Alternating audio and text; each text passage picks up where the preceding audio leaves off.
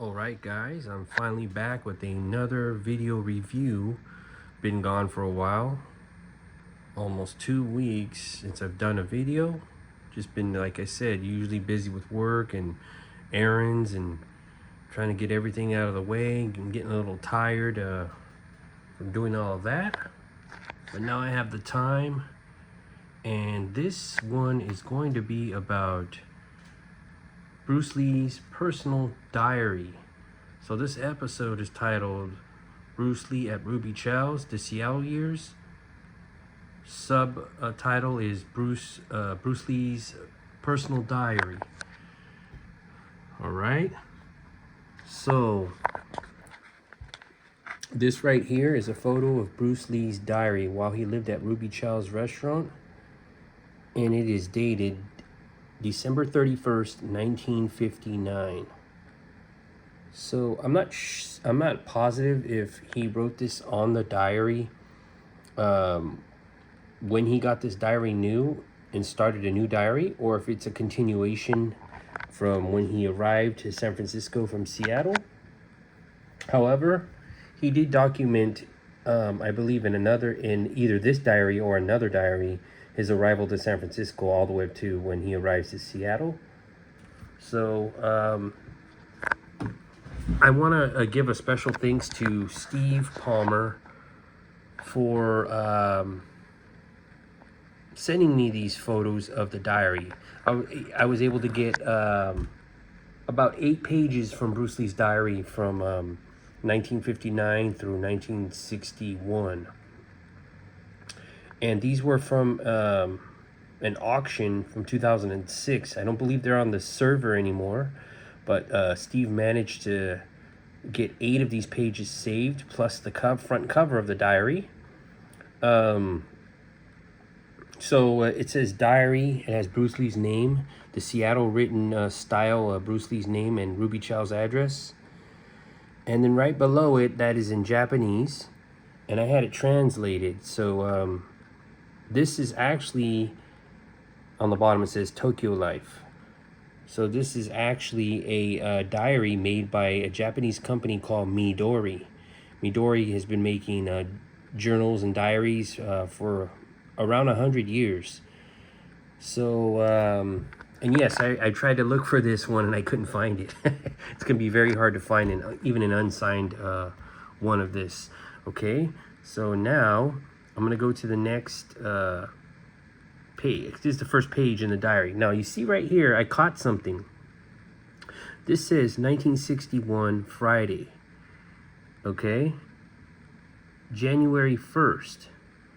So I wanted to be sure that this January 1st was from 1961. So what I did was I looked up all the years, the pages that were dated in here, and they are wrong. They're from 1960. They're not from 1961. I don't know why Bruce Lee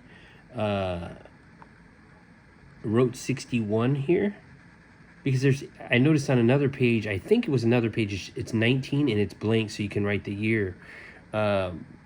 January 1st, Friday, 1961. Actually, January 1st, Friday landed in 1960, not 1961. This would have been Saturday in 1961. So I went through all the pages and I looked up the correct year and dates, and sure enough, they were from 1960 to 19, and then the last 2 pages were from 1961.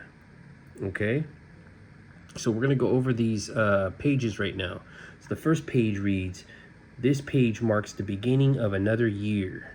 Okay, so this is actually January 1st, 1960. I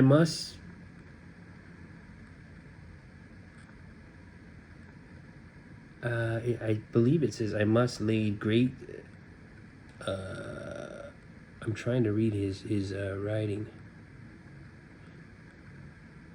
"I must lay great stress on the necessity of a good education as the only means to achieve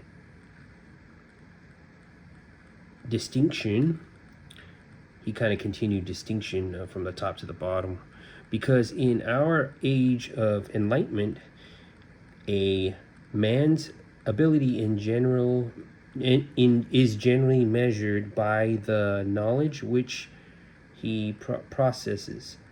A good training is also essential to win the respect of your fellow, I'm looking at fellow men. Okay, and the bottom says, without it, you can never gain an equal footing in society. So he's just basically going over the things you need to achieve to be accepted in society and respected, and all that.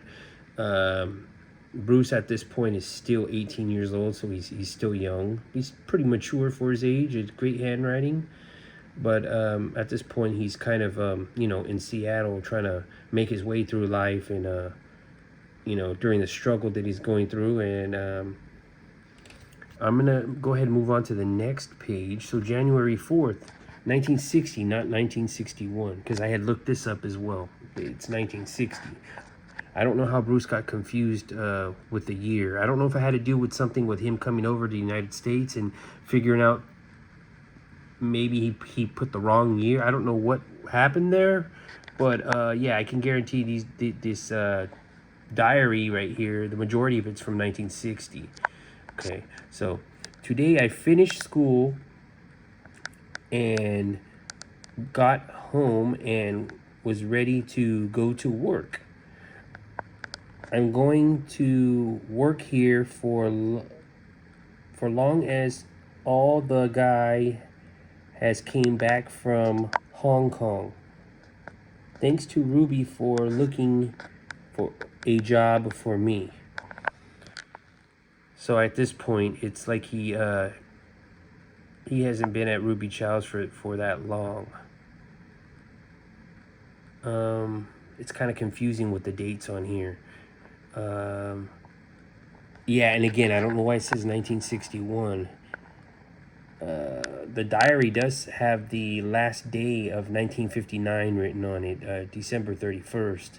So, which would make sense when I looked up the dates. It carries over to the beginning of 1960, January. Okay, so I'm going to go to the next page. All right, so this is January 8th, 1960, not 1961. Okay, today after school. Now, this is where it gets interesting. Today after school, a Negro came and asked me to teach him Kung Fu. Now, before I go on to the rest of reading the rest of this, the word Negro is not racist. Back in those days, it was just a common way to call an African American person. I mean, I know by today's, I guess, society, depending on who's saying it, yeah. But back then, yeah, it wasn't. It was more common. So I hope nobody takes that as a racist statement from Bruce. Bruce was just going, he was fairly new to the country, and he was just learning what was taught to him by other Americans here. So yeah, I'm gonna go on to the next sentence. Okay, he wanted me to teach him Kung Fu. He is a brown belt holder of judo. So right here, he's talking about Jesse Glover, okay, and weighs 180 pounds. I think Jesse weighed more than 180 pounds. He was pretty tall, and he was easily over 200 pounds. However, I think he is kind of clumsy. If he practices under my instruction, I'm sure he can achieve distinction. Wow. So Bruce Lee knew that, and Bruce was absolutely right, because Jesse Glover turned out to be, in my opinion, one of Bruce's top few students that can actually use his art. I mean, Bruce Lee definitely can use his own art in a street fight, but there's not many people that he taught that were able to actually, go into either competition or street fighting and be able to use his art. And I noticed the Seattle people really excelled, and I think a lot of that had to do with Bruce Lee, his full instruction in the Seattle years, as opposed to Los Angeles and Oakland, as Bruce wasn't really, around that much and to get instruction from. Just the tiny little things Bruce Lee can show you. to refine your technique can change a lot. And sometimes other instructors, they would show you pretty much what Bruce was teaching them, but they couldn't show you how Bruce showed you exactly. So like to get to learn from him directly, like, yeah, I mean, that's something that these guys had over a lot of other students from Oakland and Oakland and LA. Okay, so the part that really gets me right here is Jesse always stated that Bruce met him in 1959 in August. And as we know, Bruce got to Seattle in late August.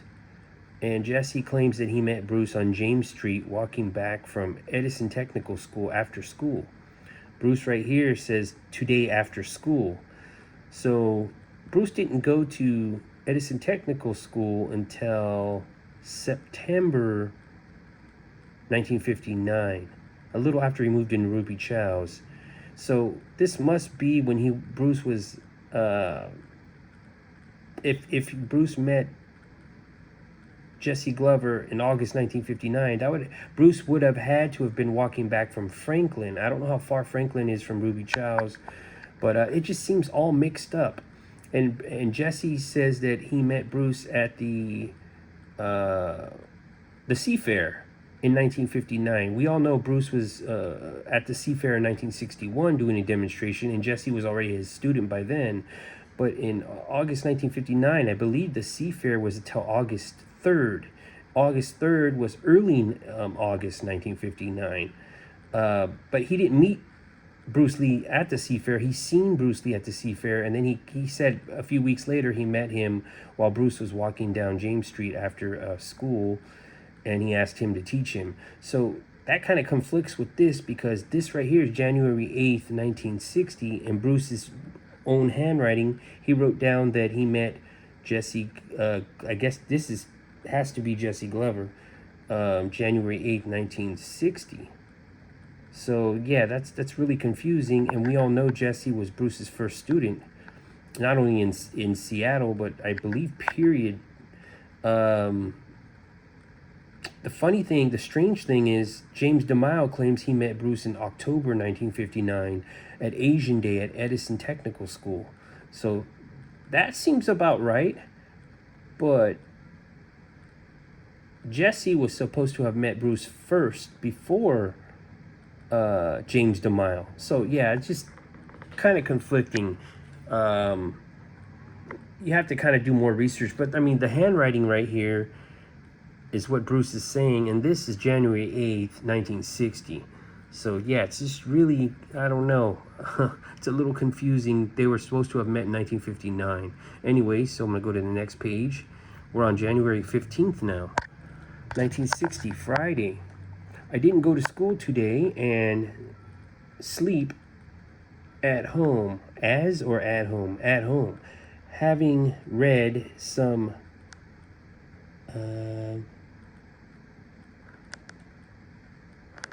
I can't make out that word Malianine on the behavior of the mind. I am deeply impressed on Rome of their quotation, and I have made up my mind. I haven't made up my mind to follow its instructions. Okay, so I'm going to go to the next page. January 10th, 1960, Sunday. Today, after school, a Negro came, and this is confusing now. Oh, no, I already read, I believe I read this page. Did I? Oh, okay. So this is January 10th. The other one was, that was the 8th. Okay, so this is the 10th. I read the 15th, but that was, I meant to go in order, okay? So he scribbles it out. Today, after school, a Negro came and asked me to teach him. I went to the Negro's home, which he did go to Jesse Glover's home. He arrived there, and he taught Jesse at his house. That has been recorded, but again, it's just not matching up with the year and the month and date. Went to the Negro's home and teach him a few. I guess that says kicks on kung fu, tricks, or maybe tricks on kung fu, and ask him not to use it on Chinese. And then it says, tonight I couldn't go to sleep. So Bruce had a lot on his mind right there. And I guess it's kind of like an insult to use a Chinese art.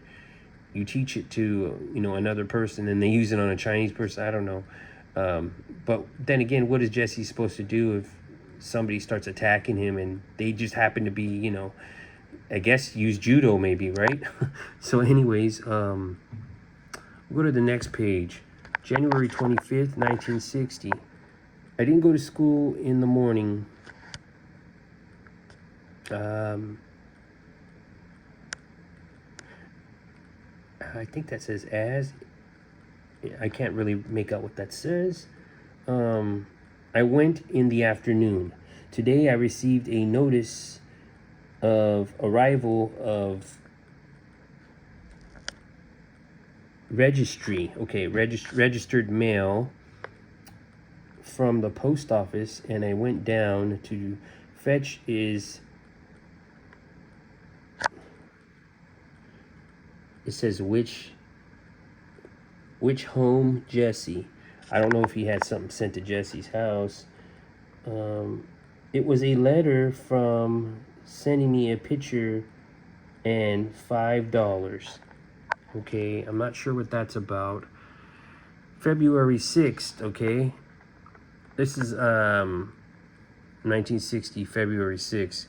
Today around 12:30, Fook Yung was the one of the cooks at Ruby Chow's that taught Bruce Lee a lot of different styles of martial arts.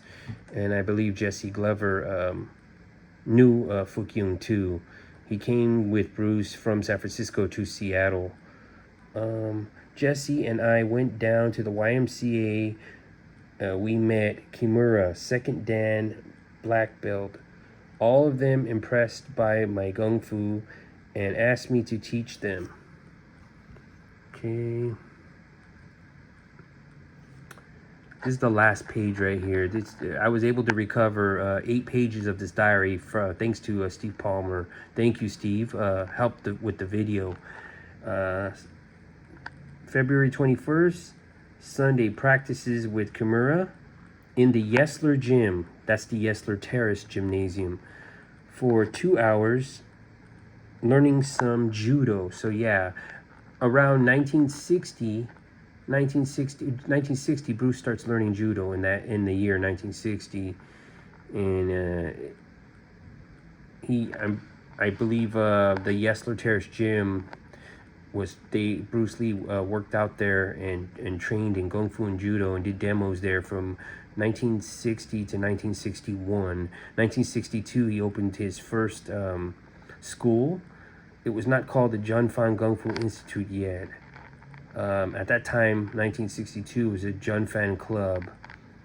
And then 1963, he opens up the first Junfan Kung Fu Institute. He had two schools prior to the university Junfan Kung Fu Institute. The Junfan Kung Fu Institute was the first Junfan Kung Fu Institute, but it was Bruce's third school anywhere, and Seattle as well. The third school in Seattle.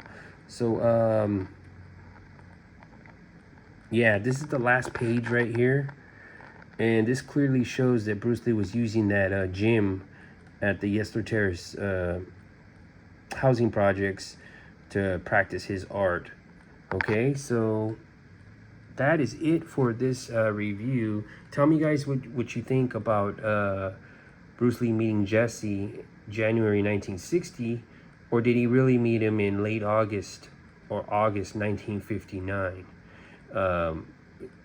Jesse stated many times that it was 1959. James DeMille stated it's 1959. So they've been stating that for many years. I mean, even before they got like really old. So it's kind of hard, you know. And but then there's Bruce's handwriting right here in the journal that it's kind of saying something else. But yeah, that is it for this review on Bruce Lee's personal diary while he lived at Ruby Chow's restaurant.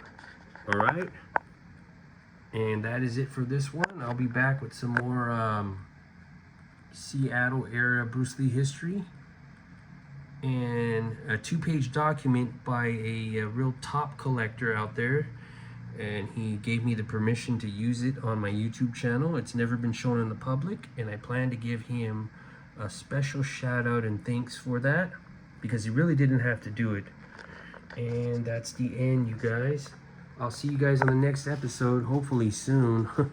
I like to do these videos, but lately I've just been really busy and swamped with work. But thank you guys for watching.